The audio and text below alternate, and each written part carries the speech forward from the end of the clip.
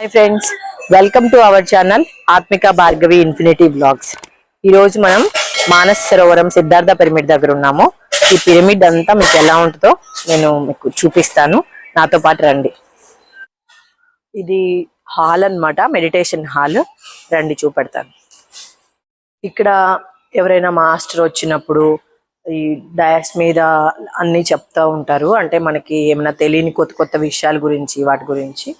ఇక్కడ అందరు మాస్టర్స్ వస్తూ ఉంటారు వీకెండ్, పౌర్ణమి, అమావాస్య ధ్యానం జరిగే టైంలో. ఇక్కడ హాల్ అంతా చైర్స్ వేసుకుని కూర్చోవచ్చు. ఇక్కడ ఒక చిన్న లైబ్రరీ కూడా ఉంది, చూద్దాం రండి. ఇదే లైబ్రరీ అండి. మీరు ఇక్కడికి వస్తే చక్కగా ఇక్కడ మీకు కావాల్సిన బుక్స్ అన్ని తీసుకుని చదువుకుని మళ్ళీ ఇక్కడే భద్రపరిచి వెళ్ళొచ్చు.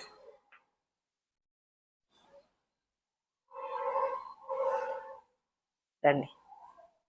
కింద కూర్చుని నడువు నొప్పి వచ్చే వాళ్ళ కోసం కుర్చీలు కూడా ఏర్పాటు చేశాను, చైర్స్. ఇది చైర్ పిరమిడ్ అనమాట. దీనిలో ఎలా కూర్చోవాలంటే ఇలా కూర్చోవాలన్నమాట. మనకు కూడా లాన్ కానీ బయట కొంచెం స్పేస్ ఉంటే కనుక ఇలాంటిది వేసుకుని ఇలా చక్కగా హ్యాండ్స్ని లాక్ చేసుకుని, లెగ్స్ కూడా ఇలా లాక్ చేసుకుని ఇలా ఒక పోస్చర్లో ఏమీ ఆలోచన లేకుండా కూర్చుని మనకున్న వాటన్నిటిని మర్చిపోవాలి. ఈ సమస్యల్ని, థాట్స్ వస్తూ ఉంటాయి కొత్తలో, వాటన్నిటిని మర్చిపోయి జీరో అంటే సమాధి స్థితిలో. అంటే ఫస్ట్ అందరికి కొత్తగా రాదు, కానీ రోజు సాధన చేస్తే తప్పకుండా వస్తుంది. దానివల్ల బోల్డ్ అంతా మనం హ్యూజ్ విశ్వశక్తిని తీసుకోవచ్చు. దానివల్ల మనం ఎంతసేపు అయినా పని చేయగలిగే శక్తి మనకు వస్తుంది అనమాట. ఇప్పుడు మీకు సిద్ధార్థ పిరమిడ్, పెద్ద పిరమిడ్ చూపిస్తాను, రండి.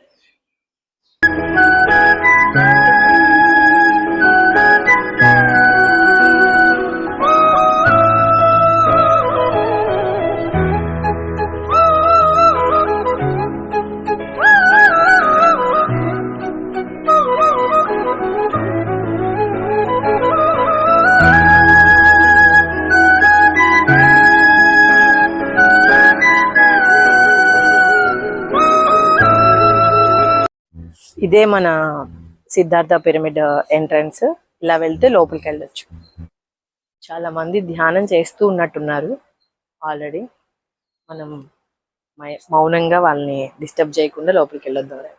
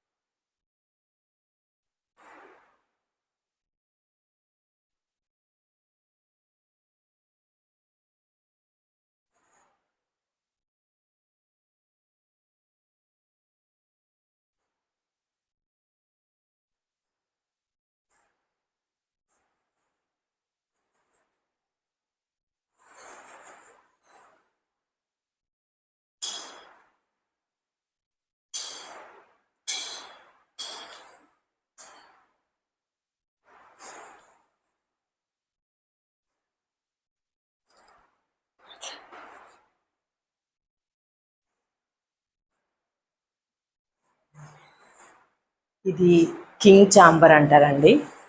మెడిటేషన్ చేసే వాళ్ళందరికీ, పిరమిడ్ ఐడియా ఉన్న వాళ్ళందరికీ ఐడియా ఉంటుంది. లేని వాళ్ళ కోసం నేను చెప్తున్నాను. పిరమిడ్కి పైన ఆల్మోస్ట్ ఎడ్జ్ ఉంటుంది కదా, ఆ ప్లేస్కి మనం స్టెప్స్ ద్వారా వచ్చి ఇక్కడ కూర్చోవాలన్నమాట. ఎనర్జీ రిసీవ్ చేసుకునే వాళ్ళకైతే తెలుస్తుందండి, ఒక హ్యూజ్ ఎనర్జీ ఉంటుంది ఇక్కడ. మెడిటేషన్ చేసే వాళ్ళైతే ఆ ఫీల్ని మీరు పొందొచ్చు. చాలా బాగుంటుంది, ట్రై చేయండి. ఓకే నా ఫ్రెండ్స్, చూశారు కదా. ఇప్పుడు మనం బయట అంతా ఎలా ఉందో చూద్దాం రండి. బయట మంచి గార్డెన్ ఉంటుంది, అండ్ బయట కూడా మనం ఎక్కడైనా మెడిటేషన్ చేసుకోవడానికి వసతి కూడా ఉంటుంది. ఇక్కడ చూస్తే పక్కనే కృష్ణా నది.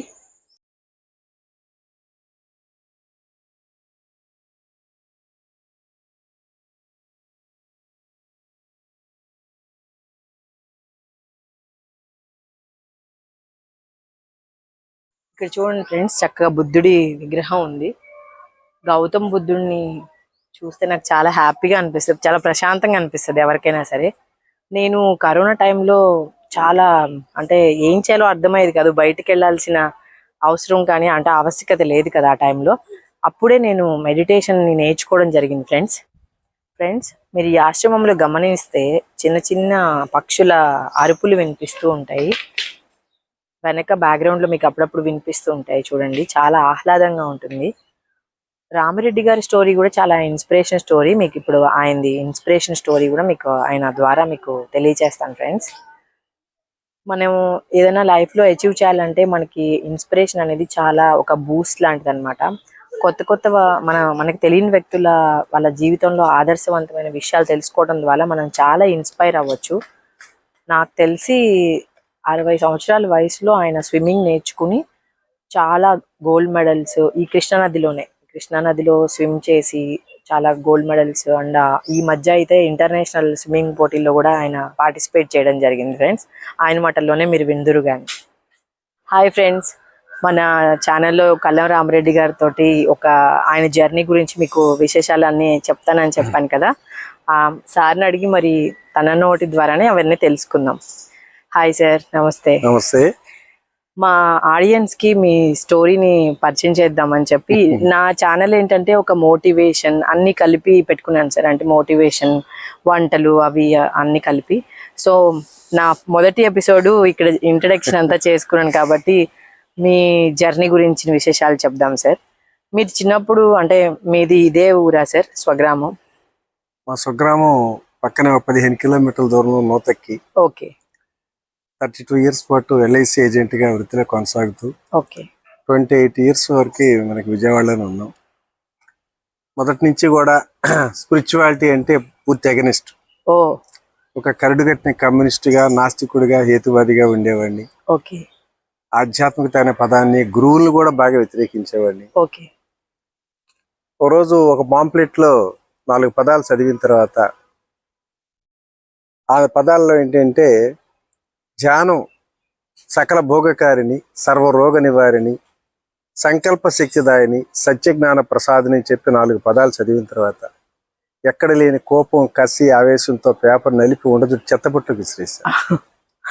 రాసినాలకి బుద్ధి లేదు, పంచవాడి బుద్ధి లేదు, పిచ్చి రాతలు, ఇలాంటి పిచ్చి రాతలు. ధ్యానం భోగం అంటే ఆనందం, ధ్యానం అంటే కళ్ళు మూసుకు కూర్చోవాలి. కళ్ళు మూసుకు కూర్చుంటే రోగాలు తగ్గటం ఏంటి, ఆనందాలు రావటం ఏంటి? ధ్యానం సర్వరోగ నివారిని అంటే కళ్ళు మూసుకు కూర్చుంటే రోగాలు తగ్గితే ఈ హాస్పిటల్స్ ఎందుకు, డాక్టర్లు ఎందుకు? మరి ధ్యానం సంకల్ప శక్తి అంటే కళ్ళు మూసుకున్న సంకల్పాలు పెడితే అన్ని నెరవేరుతాయా? అదే నిజమైతే అందరూ కూడా అదానీ కావాలి, అంబానీ కావాలని సంకల్పాలు పెట్టుకుంటారు, అవుతారా? ఇంత పిచ్చి రాతలని చెప్పి అంత ఎగ్నెస్ట్ గా దాన్ని వ్యతిరేకించినటువంటి నేను ఆ 4 పదాలని నా జీవితంలో స్వయంగా అనుభవపూర్వకంగా తెలుసుకోవడం జరిగింది. ఓకే.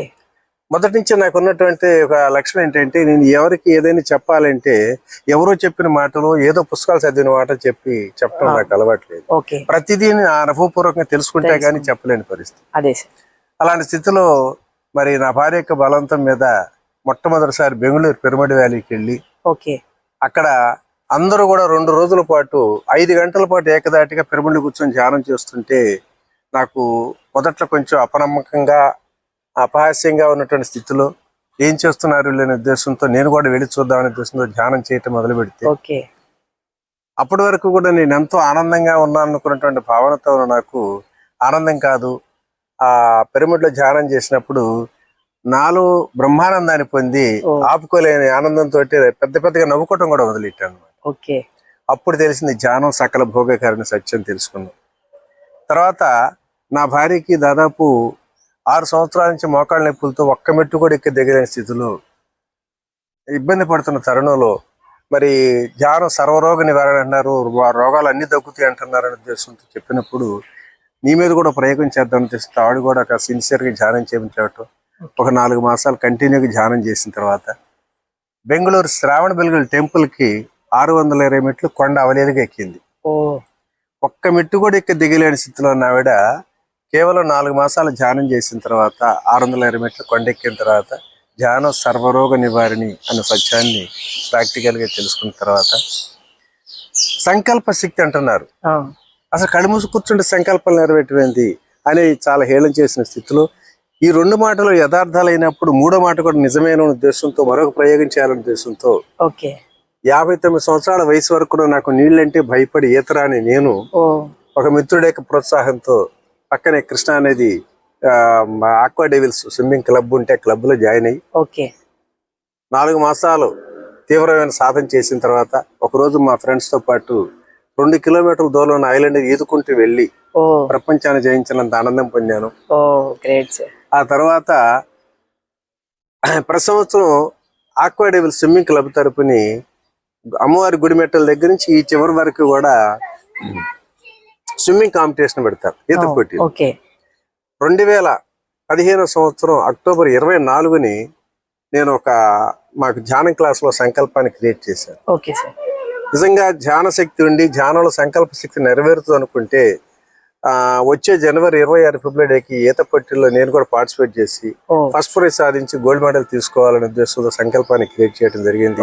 అనుకున్నట్టుగా దాన్ని ప్రాక్టీస్ చేసుకుంటూ వచ్చిన తర్వాత 2016 సంవత్సరం జనవరి 26ని రిపబ్లిక్ డేకి 250 మంది పాల్గొన్నటువంటి ఆ కాంపిటీషన్ లో పార్టిసిపేట్ చేసి 60 సంవత్సరాల వయసులో ఫస్ట్ ప్రైజ్ సాధించి గోల్డ్ మెడల్ తీసుకోవడం జరిగింది. అప్పుడు ధ్యానం సంకల్ప శక్తి దాయిని అన్నటువంటి ఆ మాట కూడా అర్థం అనుకున్నాం. అదే విధంగా మరి 2018 సంవత్సరం సెప్టెంబర్ 24ని విశాఖపట్నంలో స్టేట్ లెవెల్ స్విమ్మింగ్ కాంపిటీషన్ జరుగుతుంటే అందులో కూడా నేను పార్టిసిపేట్ చేస్తే 4 ఈవెంట్స్ లో 3 గోల్డ్ మెడల్, 1 సిల్వర్ మెడల్ రావటం. లాస్ట్ ఇయర్ అక్టోబర్ 27, 28 2 రోజుల పాటు దుబాయ్ లో ఇంటర్నేషనల్ స్విమ్మింగ్ కాంపిటీషన్ జరుగుతుంటే అందులో కూడా నేను పార్టిసిపేట్ చేసినప్పుడు అనుకున్నట్టుగానే మరి 2 silver medal, 2 bronze medals, 4 medals రావటం ఇంటర్నేషనల్ లెవెల్లో. ఏజ్ అట్ 72 ఇయర్స్, 72 సంవత్సరాల వయసులో ఈ విధంగా ఎన్నో హిస్టారికల్ గా అన్ని రకాల అనుభవాలు పొందిన తర్వాత ప్రతి మనిషికి కావాల్సింది ఆనందం, ఆరోగ్యం, మనశ్శాంతి. ఈ ధ్యాన జ్ఞాన మార్గం సత్యాన్ని అనుభవపూర్వకంగా తెలుసుకున్న తర్వాత 1 ఎకరం స్థలం ఇది. ఇందులో 4 కోట్ల రూపాయల ఖర్చుతో ఒక ధ్యానాశ్రమాన్ని నిర్మించి గత 12 సంవత్సరాలుగా మా ఆరాధ్య గురువు బ్రహ్మర్షి పితామహ పత్రిజ ఆశయాలకు అనుగుణంగా ఇక్కడ ఆధ్యాత్మికమైనటువంటి క్లాసులు నిర్వహించుకుంటూ ప్రతి ఆదివారం హ్యాపీ సండే అనే ప్రోగ్రామ్ తోటి పౌర్ణమి అమావాస్యలతో క్లాసులు నిర్వహించుకుంటూ ఈ రకంగా మరి ఈ ఆనంద సాగరంలో తేలియాడుతూ ఉన్నాం. ఇది మానస సరోవర ధ్యానాశ్రమం యొక్క విశిష్టత. సార్, అది మీరు స్విమ్మింగ్ పోటీలో పార్టిసిపేట్ చేసిన మొట్టమొదటిసారి అనుభవం చెప్పారు కదా, ఆ సమయంలో మీరు చాలా పెద్ద స్విమ్మర్ తో చేశారని అన్నారు. అదే చాలా పెద్ద స్విమ్మర్ తో మీరు పోటీ పడ్డారని నేను విన్నాను. ఆల్రెడీ అంతకు ముందు 2-3 గోల్డ్ మెడల్స్ గెలిచిన స్విమ్మర్ తో. మరి మీరు అసలు భయపడలేదు, భయం రాలేదా సార్ మీకు? ఇక్కడ ఏదో సాధించాలి అనేటువంటి ఒక పట్టుదలగా ఉన్నప్పుడు టెన్షన్ వస్తుంది. మన పని మనం చేసుకుంటా పోతా ఉంటాం. మన మీద మనకు ఆత్మవిశ్వాసంతో ఉన్నప్పుడు ఇక్కడ మా గురువు గారు ఒక మాట చెప్పాడు, ఏదైనా సరే ఒక పోటీల్లో గెలవాలి అనుకున్నప్పుడు ఎదుటి మనిషిని ఓడించాలి అనుకోవటం అవివేకం. ఎదుటి మనిషిని ఓడించాలి అంటే అతనితో పోరాటం చేయాలి. పోరాటం అంటే చేయటం మొదలు పెడితే క్రమేణా శక్తి సన్నగిలుతూ వస్తూ ఉంటది. అందుకని ఎదుటి మనిషిని గెలవాలి, ఓడించాలనుకునే కన్నా నీకు నువ్వు గెలవాలని కోరుకో, నీలో ఉన్న శక్తిని పెంపొందించుకోవాలని కోరుకో, అప్పుడే విజయం ఇదేని అన్నాడు. Wonderful sir. సో అందుకని ఎప్పుడు ఎదుటి వాళ్ళని ఓడించాలనుకున్న దానికన్నా నేను సాధించాలి, నేను గెలవాలి, నా శక్తియుక్తులు ఎంతవరకు ఉన్నాయని చెప్పి నేను పక్కవాడితో వాడు ఎలా ఉన్నాడు, నాకన్నా ముందు పోతున్నాడా వెనక వస్తున్నాడా వాళ్ళు ఇంకా చూసే పని లేదు. మన ఎఫర్ట్ అసలు ఎనర్జీ ఎంత ఉందో మన కాన్ఫిడెంట్ గా మన కళ్ళు మూసుకొని వెళ్ళిపోతా ఉంటే ఆటోమేటిక్ అదే విజయం సాధిస్తాం. సార్, అది ధ్యానాశ్రమంలో చాలా మంది బయట నుంచి వస్తూ ఉంటారు కదా మన ఆశ్రమంలో ధ్యానం చేసుకోవడానికి. వాళ్ళకి మీరు చాలా సౌకర్యవంతమైనగా ఇది ఆశ్రమం అంతా కట్టారు. మరి వాళ్ళ వలన మీకు ఏమైనా డిస్టర్బెన్సెస్ ఉంటాయా? అంటే వాళ్ళందరూ ఇక్కడ ధ్యానం చేసుకోవడం వచ్చింది దాని వల్ల అడగకూడదేమో, కానీ నేను మిమ్మల్ని అడిగి అని తెలుసుకోవాలని ఇంటెన్షన్ తో అడుగుతున్నాను. ఇప్పుడు నాకేమి పెద్ద ఆధ్యాత్మిక సత్యాలు తెలిసేది కాదు. తర్వాత పెద్ద నేనే పండితుడిని కాదు. నేను ఒక రకంగా చెప్పాలంటే 10వ తరగతి కూడా పాస్ కాల. అలాంటి స్థితిలో మా గురువు గారి యొక్క ఇన్స్పిరేషన్ తోటి ఒక 2 పుస్తకాలు కూడా రాయటం కూడా జరిగింది. సో నేను తెలుసుకున్నటువంటి లోకంలో సత్యం ఏంటంటే, గతంలో నేను పొందితేనే ఆనందం, ఏదైనా వస్తే ఆనందం, కోరుకున్నది లభిస్తే ఆనందం అనుకునేవాళ్ళం. Okay sir. ఈ రోజు నేను తెలుసుకున్న సత్యం ఏంటంటే, పొందితే ఆనందం ఏమో కానీ పొందిన దాన్ని పంచితే పరమానందం. ఓకే. పొందిన దాన్ని పంచితే పరమానందం. ఆనందంగా పరమానందం గొప్ప. అంటే మనం ఏదైతే తెలుసుకుంటామో, ఏదైతే పొందామో దాన్ని ఇతరులకు షేర్ చేసినప్పుడు ఇంకా దాన్ని ఆ పరమానంద స్థితిలో ఉంటాం. ఇప్పుడు ఫర్ ఎగ్జాంపుల్ మీ అమ్మాయికి ఒక ఎంసెట్ లో ర్యాంక్ వచ్చిందని సత్యం తెలిసింది, మీరు ఆనందంగా పొందారు. అయితే ఆనందాన్ని మీలో దాచుకుంటున్నారా? నలుగురికి ఎవరు అడగకపోయినా మీ బంధుమిత్రులకి, మీ ఫ్రెండ్స్ కి, స్నేహితులకి అందరికి కూడా ఫోన్ చేసి చెప్తారా? అమ్మాయి చేసి చెప్పేటప్పుడు మీరు బాధపడతారా? బాధ కాదుగా, ఇంకా మరింత రెట్టింపు ఆనందం పొందుతారు. అంటే మీరు పొందినటువంటి ఆనందాన్ని ఇతరులకు షేర్ చేసేటప్పుడు ఎలాంటి పరమానంద స్థితి పొందుతారు. అట్లాగే ఈ ధ్యాన మార్గంలో, జ్ఞాన మార్గంలో తెలుసుకున్న సత్యాల్ని ఇతరులకి షేర్ చేసి ఇతరులకి పంచినప్పుడు అది పరమానంద స్థితిలో మరి ఎవరిని ₹1 అడగకుండా, అంటే ఆ సృష్టి నేచర్ నాకు ఇచ్చింది ఎన్నో. నేను ఒకప్పుడు ₹1 కూలి కూడా వెళ్ళిన స్థితి చిన్నతనంలో. అలాంటిది ఏదో నేను కష్టపడితే సంపాదించేది కాదు. ఆ ప్రకృతి, ఆ నేచరు, ఆ భగవంతుడు, ఆ సృష్టికర్త ఎవరో నాకు తెలియదు కానీ మరి నేనేమి కోరుకోకపోయినా ఇచ్చాడు కాబట్టి ఇచ్చిన దాని ప్రతిఫలంగా మన నేచర్ కూడా మళ్ళీ ఎంతో కొంత తిరిగి ఇవ్వాలనే భావంతో ఈ కార్యక్రమాన్ని ఏర్పాటు చేసి ఇది కొనసాగిస్తున్నాం. ఓకే. ఇంకా మీకు ఏమైనా డిజైర్స్ ఉన్నాయా సార్? ఇంకా మీరు ఏమైనా చేరుకోవడానికి కొన్ని లక్ష్యాలు ఏమైనా పెట్టుకున్నారా జీవితంలో? నాకు ఫస్ట్ నుంచి కూడా ఏంటంటే మీ టార్గెట్లు, మాకు ఎల్ఐసి ఏజెంట్ గా చేసినప్పుడు మా బ్రాంచ్ మీద టార్గెట్, మీ టార్గెట్ ఇంత టార్గెట్, దయచేసి టార్గెట్ అనేది నేను పెట్టుకోను. టార్గెట్ మీరు చెప్పిన టార్గెట్ సంవత్సరానికి ₹1 బిజినెస్ చేయాలని టార్గెట్ పెడితే అంతవరకే నాకు లిమిటా? దానికన్నా ఇంక ఎక్స్ట్రా చేయకూడదా? అందుకని ఎలాంటి టార్గెట్ నేను పెట్టుకోను. నా ఎఫర్ట్, నా యొక్క కాన్సన్ట్రేషన్ తోటి, నా యొక్క శక్తి సామర్థ్యాల తగ్గట్టుగా నేను పనిచేసుకుంటూ పోతా ఉంటా. అది నా లక్ష్యానికి ఆటోమేటిక్ ఇస్తుంది. లక్ష్యం అంటే ఒక టార్గెట్ అంటే ఇంతవరకే లిమిట్ అనుకుంటా. సో ఏదేమైనా సరే నేను పొందాలి అనుకున్నప్పుడు, నేను ఆనందాన్ని పొందాలి అనుకుంటే ఆనందాన్ని ఊరికే రారా అంటే రాదు. అది ఇతరులకి షేర్ చేస్తేనే వస్తుందని సత్యం తెలుసుకొని అవే దానికే అనుగుణంగానే ముందుకు జరుగుతుంది.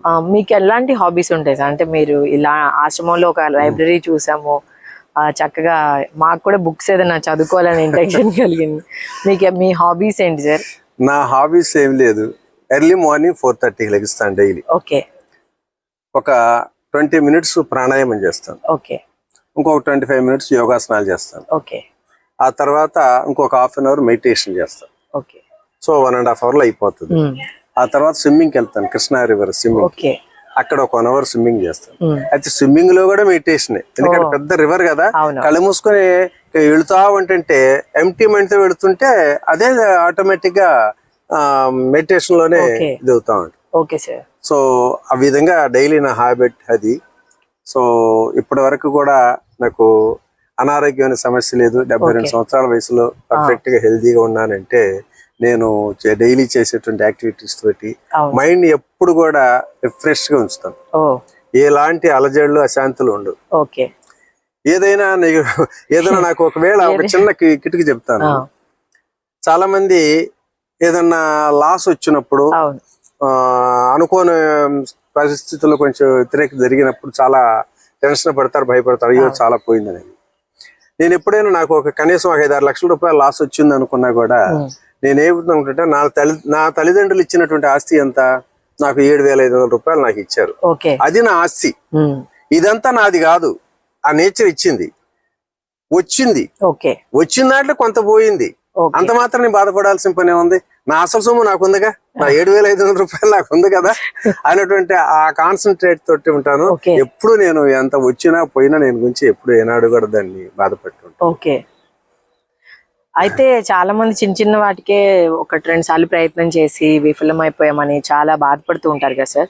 మరి లైఫ్ లో ఒక 10 టైమ్స్ ఎదురు దెబ్బలు తగిలాయి అనుకోండి, అంటే వాళ్ళు కూడా చాలా పోరాడితేనే 10 సార్లు వరకు వస్తారు కదా, 11వ ఎలా వాళ్ళకి మోటివేట్ చేసుకోవాలని మీరు చెప్తారు?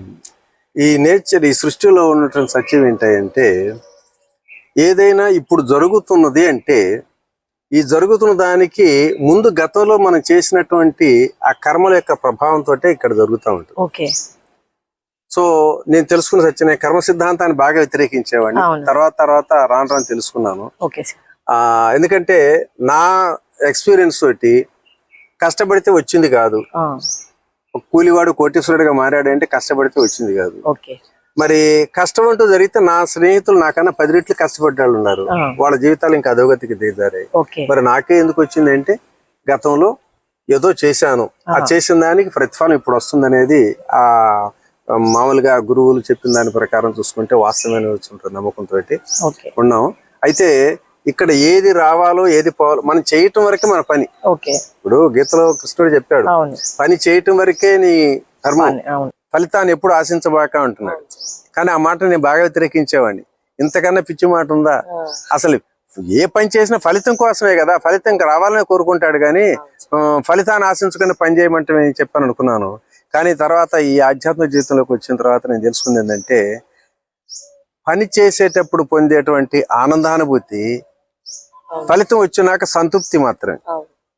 ఇప్పుడు మనం ఒక లక్ష్యం పెట్టుకుని స్ట్రగుల్ అవుతూ ఉంటాం కదా సార్, దానికోసం వెళ్ళాలి వెళ్ళాలి వెళ్ళాలి అనే కసి ఉంటుంది. ఇప్పుడు చిన్న ఎగ్జాంపుల్ చెప్తాను.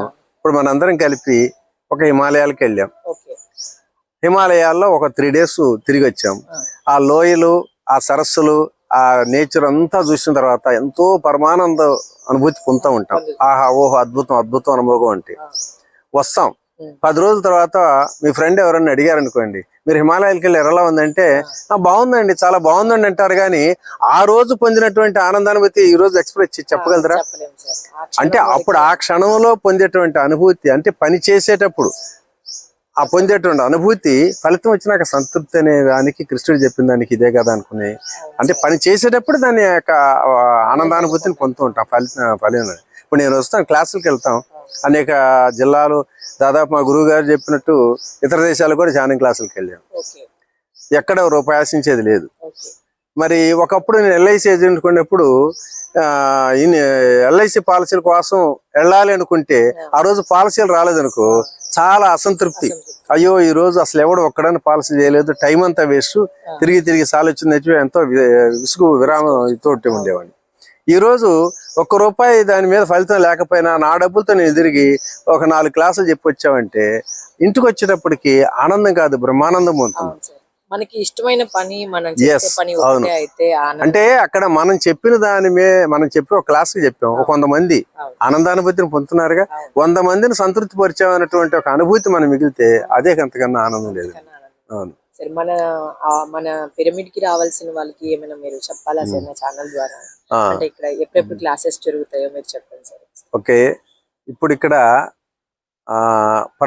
గతంలో ప్రతి సండే, ఎవ్రీ సండే క్లాసులు జరిగాయి, 1 day క్లాసులు. అయితే ఇప్పుడు ఏం చేసామంటే పౌర్ణమికి అమావాస్యకి 1 day క్లాసులు పెడుతూ ప్రతి Sunday evening 3 to 5 meditation, only meditation అని చెప్పి చేసుకోవడం కోసం వస్తున్నాం. అలాగే ప్రతిరోజు ఉదయం 5:30 నుంచి 7:30 వరకు యోగా క్లాసులు జరుగుతాయి. యోగా మాస్టర్ కూడా వస్తాడు, యోగా క్లాసులు జరుగుతూ ఉంటాయి. మరి పౌర్ణమి అమావాస్యతో పాటు కొన్ని స్పెసిఫికేషన్ లో ఉన్నప్పుడు మాస్టర్ని పిలిపించి 2 days 3 days వర్క్షాప్లు కూడా కండక్ట్ చేస్తూ ఉంటాం. అయితే ఎక్కడ ఏ కార్యక్రమం చేసినా ఎవరి దగ్గర ₹1 తీసుకో, అంతా ఫ్రీయే. మధ్యాహ్నం లంచ్ ఏర్పాట్లు అన్ని కూడా ఉంటాయి. కాకపోతే ఎవరైనా ఈ రోజు ఈ కార్యక్రమం చేస్తున్నప్పుడు వాళ్ళకి అన్నదానానికి నేను సహకరిస్తానంటే వాళ్ళకి ₹10 ఇచ్చిన పరమానందంగా తీసుకుంటాం. ఇంకంతా తప్పితే మేము ఎట్లాంటి ఫీజులు కానీ కలెక్ట్ చేసుకోవాలి. ఎవరైనా రావచ్చు, అందరికీ ఉచిత ప్రవేశం. Thank you sir, thank you very much. Me time ని మా ఆడియన్స్ కోసం కేటాయించి మంచి విషయాలు చెప్పారు. చాలా మోటివేషన్ గా ఫీల్ అయ్యేలాగా ఉంది మీ లైఫ్ హిస్టరీ, బయోగ్రఫీ కూడా. చాలా థ్యాంక్స్ సార్. ధన్యవాదాలు. Thank you.